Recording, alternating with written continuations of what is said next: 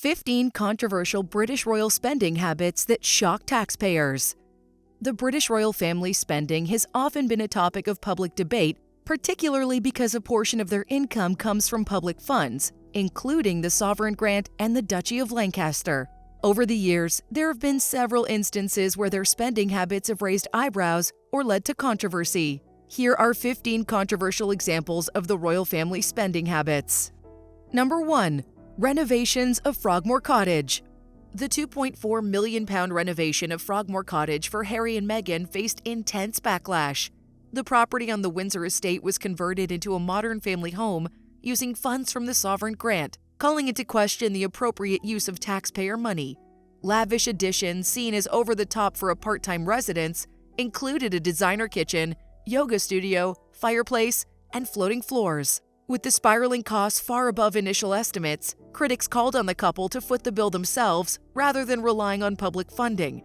The perception of indulgence at taxpayer expense drew particular scrutiny since Harry and Meghan had stepped back as working royals. Other junior royals lived in existing unrenovated royal apartments instead of tapping into millions in public funds. While the Crown claimed the upgrades provided necessary residential space for the couple, many saw the high costs as exceedingly lavish and wasteful amid economic uncertainty. The backlash intensified public debate over whether taxpayer funds should support even minor royals. Number 2. King Charles travel expenses. King Charles has faced scrutiny over his lavish travel expenditures, including the use of private jets and helicopters funded by taxpayers. In 2021, it was revealed the king had racked up over £5.2 million in travel costs over 4 years. Nearly £1.2 million was spent on a charter plane to the Middle East, Cuba, and the Caribbean. Charles also came under fire for habitual helicopter trips between royal residences and airports, costing up to £17,000 an hour. Anti-monarchy groups called the carbon-heavy trips incompatible with the king's environmental advocacy. The disclosure of high costs, even for short flights, raised concerns over responsible stewardship of funds. However, the king noted his travel enables him to conduct hundreds of annual engagements abroad and within the UK efficiently. Supporters also pointed out that the duchy foots the bill for nearly half of his travel, but questions remain over excessive trips not tied to his duty. As climate change also raises aviation's impact, Charles faces ongoing scrutiny to reduce non-essential private jet and helicopter journeys paid by either taxpayers or his estate. Number 3. The cost of security. The security expenses to protect Britain's royal family have often sparked controversy, especially for minor royals on private business. Around £100 million annually is spent safeguarding the king and his household. While acceptable for the monarch, covering security for extended family members is considered excessive. For example, Prince Andrew faced backlash over his £250,000 annual security funding despite stepping down from public duties over the Epstein scandal. Even private family holidays cost taxpayers thousands in police protection. The exact security costs are opaque, as figures aren't publicized for safety reasons. However, disclosures surrounding private jet trips or holidays causing spikes in expenses create the perception of public funds enabling royal privilege. With people's economic challenges, outrage often surrounds security costs for peripheral royals and private business. Tensions exist between guaranteeing safety and the appropriate use of taxpayer resources that fund the royal lifestyle. Number 4. Princess Eugenie's wedding costs. Princess Eugenie's 2018 royal wedding sparked controversy after reports emerged that police security for the ceremony and celebrations cost taxpayers around £2 million. As a non-working royal, many questioned why Eugenie warranted such a lavish publicly funded affair at Windsor Castle. Headlines of tax money covering luxury private events at royal residences hit a nerve. An estimated 850 police officers worked overtime that weekend to monitor crowds, roads, the castle, and Eugenie's carriage procession through Windsor. The overall security expense was seen as excessively high for a private family affair. Comparisons were made to Prince Harry's wedding, which carried a larger global profile and justified the estimated £30 million security costs. Because Eugenie carried out no public duties, critics said the royals should have paid for event security privately. The perception of public funds enabling an ostentatious royal family celebration, while citizens faced cutbacks, was considered appalling. However, the royal family said they had no control over decisions made by police and government officials. The episode highlighted issues over paying for security at private versus public royal events with no easy answers. Number 5. Luxury wardrobes.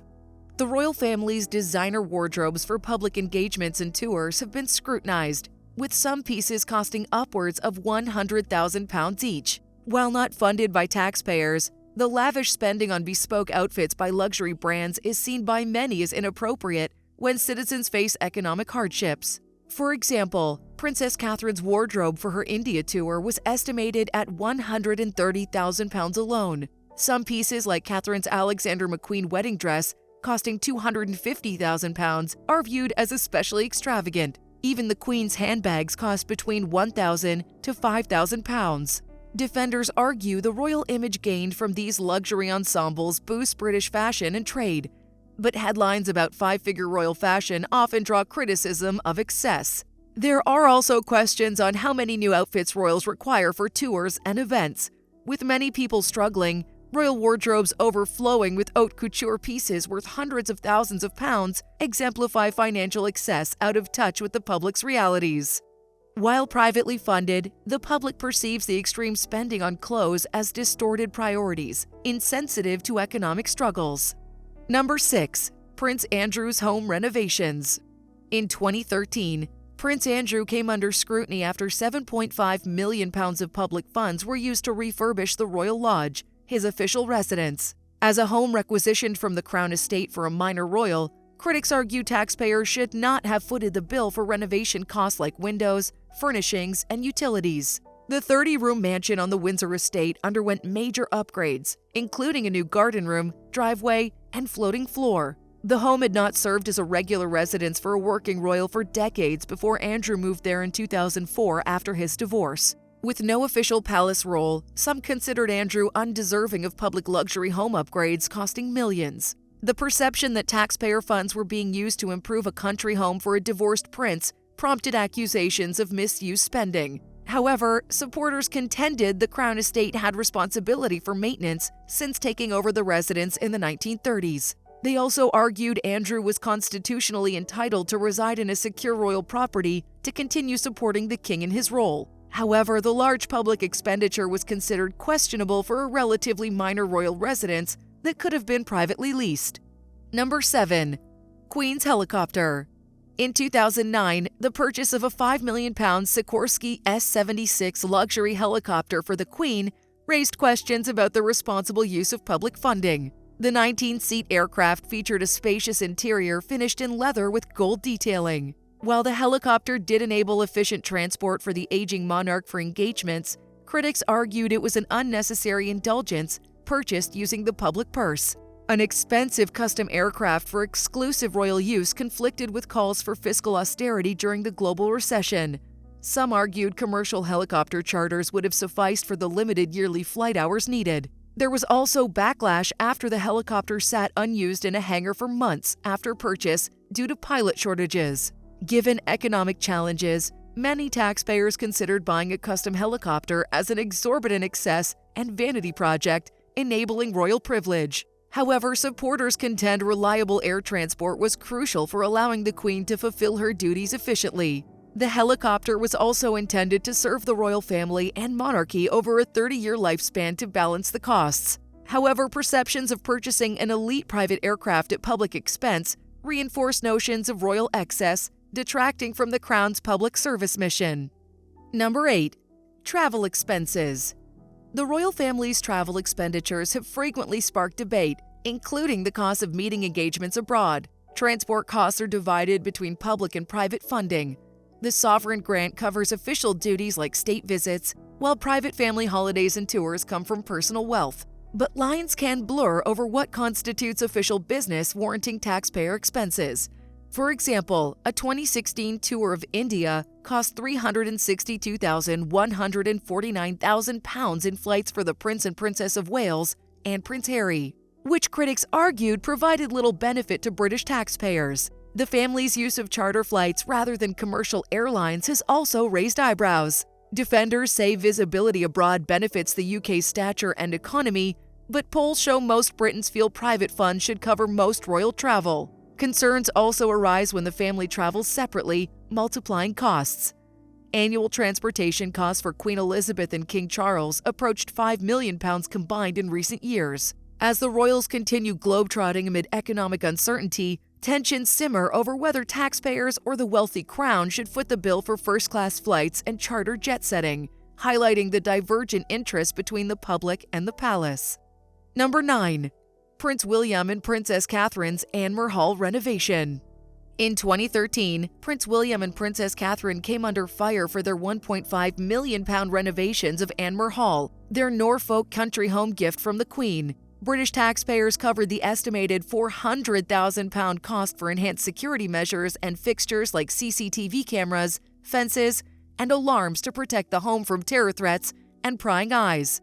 Further, the 20-room Georgian mansion underwent extensive remodeling to transform it into a modern family home for William, Katherine, and their future children. New kitchens, bathrooms, and room additions costing around £1 million were billed to the monarchy through the sovereign grant. Many taxpayers argued security measures for private royal residences should be paid using private royal funds, not public money. Others saw the extensive renovations as an overindulgence when social service budgets were being cut, but supporters contend housing security protects the future heir, so public funding ensures William's safety. While the couple's private living area was self-financed, questions remained whether the taxpayer-funded portions cross lines on responsible use of public money versus royal privileges. Number 10. Prince Harry's Botswana trip. In 2004, Prince Harry took a private luxury holiday to Botswana, which garnered criticism over its costly security detail funded by taxpayers. As an unmarried young royal, the 19-year-old prince was accompanied on the private trip by a team of 6 taxpayer-funded Metropolitan Police protection officers at an estimated cost of over £8,000. The visit came just after tuition fees were introduced for university, causing outrage that cash-strapped students were paying for the prince's overseas vacation security. Critics said personal holidays for young royals should not warrant publicly funded security. Questions arose over why Prince Harry couldn't holiday within the UK to avoid the expense. However, supporters contended Botswana was a favorite destination for Princess Diana, so it held special meaning. As a high-profile royal, security was also deemed necessary regardless of trip purpose. But the estimated £1,000 per day in police protection costs was emblematic of broader concerns over royals taking foreign vacations at the public's expense. With many citizens struggling, the episode exemplified the disconnect between the priorities of privilege and taxpayers funding the system. Number 11. Cost of royal train travel. The royal train, owned and operated by Network Rail, specifically for the royal family's use, has faced ongoing backlash as an example of excessive royal spending habits. The 19-carriage train features bedrooms, bathrooms, a dining room, and opulent furnishings. It costs taxpayers around £800,000 a year for upkeep and operations. However, royals have only used it for about 14 trips annually in recent years. For its infrequent usage, the train has been called a waste of money and extravagance on tracks, by critics arguing it should be decommissioned. Keeping a personal train operating for the rare convenience of the royals is seen as an archaic tradition that disregards public costs, with naysayers claiming first-class tickets would be cheaper than the per-mile price of running the train. Others contend the train allows the royals to work and sleep securely while traveling overnight, but with the exorbitant costs compared to its limited use, many taxpayers want the train retired. The royal train exemplifies the financial burdens of upholding royal customs increasingly divergent from modern British society. Number 12. Luxury cars. The royal family's use of luxury chauffeur-driven vehicles has regularly sparked controversies over unnecessary extravagance. Members of the royal family are routinely seen being driven short distances in high-end luxury cars like Rolls-Royces, Bentleys, and Jaguars that cost around £300,000 each. Having personal access to premium vehicles is considered by many to flaunt royal privilege. Taxpayers also cover maintenance, fuel, insurance, and driver costs associated with the royal vehicles. Estimates total the royal car collection to around £14 million for some 100 vehicles. Questions also arise over why non-working royals receive expensive cars. But counter-arguments note that luxury vehicles are appropriate for royal dignity and security. The royal car fleet is also seen as boosting the British brand of iconic luxury automakers like Rolls-Royce. The royal car collection stands as a physical representation of what some view as overindulgence enabled by public funding. Number 13. Queen's Jubilee Celebration. Public funds covering the celebrations for Queen Elizabeth II's Golden Jubilee in 2002 sparked some backlash and criticisms over royal spending. An estimated £15 million was spent to fund events marking 50 years of the Queen's reign. £5.9 million of taxpayer money went towards staging 4 days of public concerts, parades, and street parties. Another £9 million of public funds paid for wider Jubilee initiatives like youth sports programs and museum exhibits. With the country facing recession and people struggling financially, some considered it inappropriate to spend millions on elaborate royal ceremonies and festivities. Community programs like street parties were criticized for diverting money from essential services like fire departments and hospitals. However, supporters contended the economic boost from tourism and merchandising offset the public costs. The palace maintained the events were scaled back amidst economic challenges and community groups voluntarily raised money for local events. But questions remain over whether taxpayers should have funded any part of marking a royal milestone when people faced more pressing needs. Number 14. King Charles Garden Parties. King Charles has come under scrutiny for the elaborate garden parties he hosts at his London residence, Clarence House. Each summer, Charles invites over 10,000 guests to attend 3 garden parties, with taxpayers footing the bill of around £700,000. With floral arrangements, musicians, champagne, and catering for thousands of finger sandwiches and cakes, these lavish affairs have been called excessive. For regular working citizens struggling to make ends meet, seeing their tax contributions fund such opulent royal events has caused frustration. Some have argued the garden party should be scaled back in size and scope or canceled until economic conditions improve. There are also environmental concerns related to these large-scale events. Others contend the cost per head is modest and the tradition boosts national pride. But with King Charles directly inviting 10,000 people each year to sip champagne and nibble cake on immaculate palace lawns, many question if this is really where public funds should be directed when schools and hospitals are underfunded. Number 15. Royal Yachts. The costs associated with the Royal Yacht Britannia were a major source of public outcry over royal spending. The total costs of operating and maintaining the yacht were estimated at around £11 million annually before its decommissioning in 1997. The 412-foot vessel required a crew of more than 200 sailors and officers and was seen as an opulent symbol of wealth. Its primary use was for transporting the royal family on overseas tours and holidays. With large expenses like fuel, provisions, crew salaries, and extensive maintenance to keep the yacht seaworthy, many taxpayers saw the royal yacht as an excessively expensive luxury paid for by public funding. As economic conditions declined in the 1970s and 80s, justifying those costs became increasingly difficult. The lavish interiors, including a grand piano and fine dining hall, were criticized. The yacht traveled over 1 million nautical miles during its service, but some trips were seen as unnecessary royal holidays. With its high operational costs as a symbolic relief of royal privilege, the decommissioning of the Royal Yacht Britannia was welcomed by those who wanted more fiscal responsibility. Royal spending will likely continue to garner controversy in years to come. With greater public scrutiny of how taxpayers' money is used, the royal family faces growing pressure to be transparent and careful with expenditures. Striking the right balance will be an ongoing challenge. What do you think of these royal spending habits? Are they justified, or should the royals cut back? Let us know in the comments. Don't forget to like and subscribe. Thanks for watching, and we'll see you in the next one.